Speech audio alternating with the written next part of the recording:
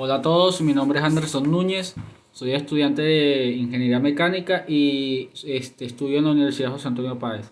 Hago este video con la finalidad de poder exponer lo que es el conformado de chapas y todo lo que tiene que ver con ello. Primeramente vamos a definir qué es el conformado de chapas. Bueno, el conformado de chapas es un proceso de manufactura que consiste en dar forma a una lámina de metal para crear una pieza tridimensional. Estas se pueden doblar, ya sea estirar, y para obtener diversas formas complejas, lo que permite crear ciertas estructuras complejas con una gran resistencia y una cantidad mínima de material. Los productos de chapa se obtienen mediante deformación plástica del metal, usando unas prensas y utilizando también herramientas complejas. Y estas herramientas suelen ser muy costosas, denominadas troqueles. Por otra parte, tenemos que el conformado de chapa es el conformado más rentable que existe actualmente para fabricar grandes cantidades de piezas. Es un proceso que se puede automatizar en gran medida en las fábricas, pero que también puede llevarse a cabo de forma manual en talleres metálicos para elaborar pequeñas series de piezas. Es un procedimiento versátil, es de fiable y de una muy alta calidad para crear piezas de metal precisas, limitando la cantidad de material que se desperdicia. En la vida diaria, nuestro día a día, estamos rodeados de piezas creadas mediante el conformado de chapa, desde las latas metálicas, como la de refresco de Coca-Cola, las carcasas protectoras para las herramientas y otras muchas más.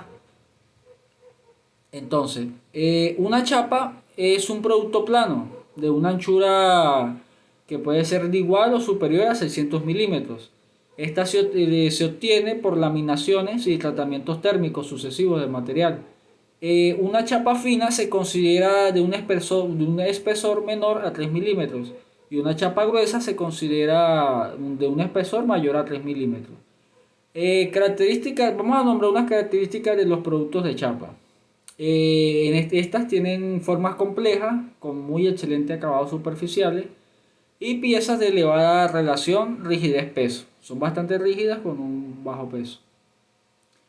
Y también tienen una muy alta productividad con radios de unos 1500 piezas sobre hora.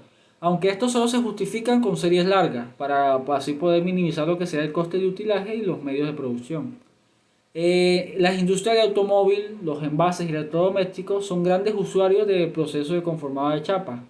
Lo que sea la parte del chasis es la que usualmente se usa este tipo de conformado. Por lo menos en la imagen tenemos una imagen que nos dice que la industria automóvil tiene el desarrollo de nuevos materiales para piezas de chapa con objeto de reducir el peso del vehículo y por lo tanto su consumo, ya que esta suele ser muy resistente y tiene una muy buena rigidez como lo dijimos anteriormente.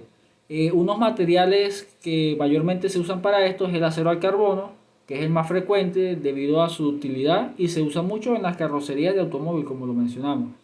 Y también para electrodomésticos en recipientes de presión y blindaje. También tenemos el aluminio, que se usa mucho en la aeronáutica debido a su peso y automóviles de gama alta. Tenemos aceros inoxidables que se usan para hacer menaje y recipientes. Y por último tenemos los aceros de alto límite elástico, que es una respuesta de los aceristas al creciente uso del aluminio en las carrocerías. Y también se usan otros tipos de materiales como lo son el cobre, también tenemos el magnesio, el titanio, entre otros más. Tenemos el conformado en frío y el conformado en caliente. El conformado en frío se hace a una temperatura ambiente, a unos 20 grados Celsius, y es lo más habitual en los aceros de bajo contenido de carbono y chapas de bajo espesor.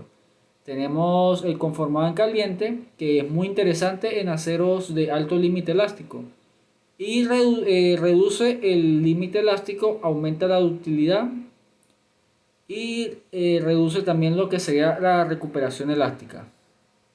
Y el laminado de conformado en caliente se suele usar mucho en chapas de alto espesor, debido a que es muy grueso y es muy difícil trabajarlo. Los métodos más comunes de conformado de chapas tenemos el doblado, el embutido, el corte y el corte. El doblado. El doblado es un proceso que se utiliza para curvar la lámina en un ángulo determinado sin que se produzca la fractura del material. La pieza se coloca en una prensa dobladora que aplica una fuerza a través de una herramienta llamada punzón. El material se deforma plásticamente y adopta la forma deseada.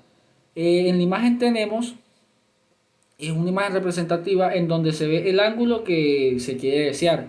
Y hay una ecuación que es la que da el límite de mediante el grueso de la chapa, es el ángulo máximo que se puede ejecutar, porque si la chapa es muy fina y se hace un ángulo ya sea de 90 grados, que sería una exageración, puede ser que la chapa se doble, se llegue a la fractura, o también en algunos casos cuando es muy gruesa, y esto también depende mucho del material. Entonces, ¿cuáles son los parámetros más importantes? El espesor de la chapa, el ángulo de doblado y el radio de doblado. Entonces, el doblado puede ser una operación parte de un troquel más complejo que incorpore otras operaciones de punzonado y embutición. Una operación aparte que se realiza en máquinas específicas denominadas plegadoras. También son posibles otras configuraciones de doblado como el doblado de tubos o el doblado con rodillos. Ahora vamos a hablar de lo que sería el embutido.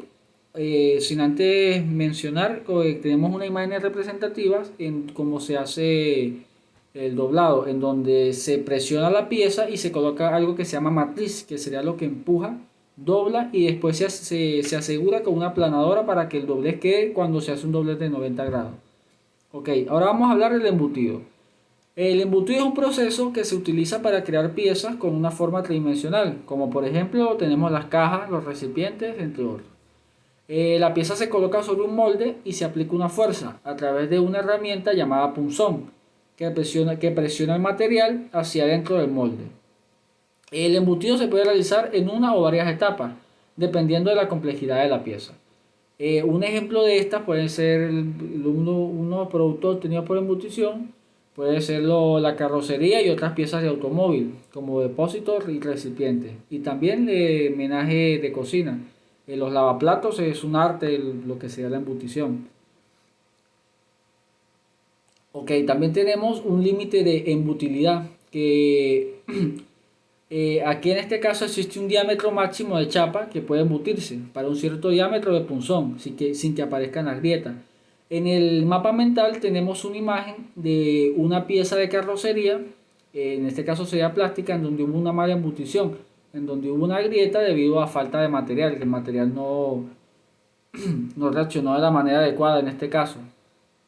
Entonces, un control defectuoso de la operación de embutición puede provocar la aparición de daños en una pieza. Puede ser aparición de grietas, como en este caso, y aparición de arrugas, que ya en este caso sería problemas en lo que sería la estética del producto. Ajá. Otro tipo de conformado de chapas es el corte. Y para definirlos, bueno, decimos que es un proceso que se utiliza para separar la lámina de metal en dos o más piezas. Este puede realizarse mediante el uso de tijeras, sierras, guillotinas o láseres. Y el uso de esta herramienta depende mucho del espesor y también del tipo de material.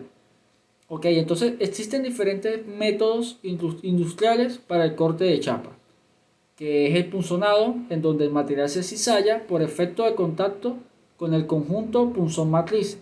Tenemos el corte por láser, que es un haz de luz de alta densidad de energía. Provoca la fusión y el corte de la chapa. Como ya mencionamos, el conformado de chapa se puede realizar con diferentes materiales, como el acero, aluminio, cobre, entre otros. Para cada tipo de material, obviamente es necesario utilizar las herramientas adecuadas. Esto para evitar los daños o deformaciones en la pieza, debido a que